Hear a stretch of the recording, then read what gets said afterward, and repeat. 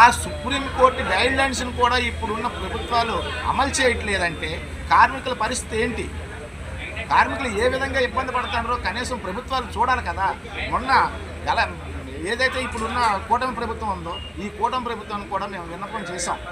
ఏమని, మా సంక్షేమ బోర్డు ఏదైతే ఉందో దాన్ని అమలు చేయండి అంటే ఎలక్షన్లో భాగంగానే లోకేష్ గారు, చంద్రబాబు నాయుడు గారు, పవన్ కళ్యాణ్ గారు వీళ్ళు ముగ్గురు కూడా హామీ ఇవ్వడం జరిగింది. మీ సంక్షేమ బోర్డుని మేము పటిష్టంగా అమలు చేస్తాం, మాకు కొద్దిగా టైం ఇవ్వండి అని కూడా చెప్పడం జరిగింది. ఆల్రెడీ ఇప్పుడు సంవత్సరం అయిపోతుంది, కానీ సంక్షేమ బోర్డు ఊసే ఎత్తట్లేదు ప్రభుత్వాలు. మరి భవన నిర్మాణ కార్మికుల పరిస్థితి ఏంటి? ఇప్పుడు మీ డబ్బులు ఏమైనా మేము అడుగుతున్నామా, లేకపోతే మిమ్మల్ని ఏమైనా మీ జోబులోంచి అడుగుతున్నామా? మా డబ్బులు మాకు సెస్ రూపంగా వసూలు చేసే డబ్బులంతా ఏమవుతున్నాయి? సెస్ను కూడా పటిష్టంగా వసూలు చేయట్లేదు. ఎందుకంటే పెద్ద పెద్ద బడా కాంట్రాక్టులు కానీ బిల్డర్లు కానీ ప్రభుత్వానికి కొమ్ము కాసి సెస్ను కూడా ఎగ్గొట్టే పరిస్థితి కనిపిస్తుంది. వాళ్ళ దగ్గర లేబర్ డిపార్ట్మెంట్ ఏం చేస్తున్నారు?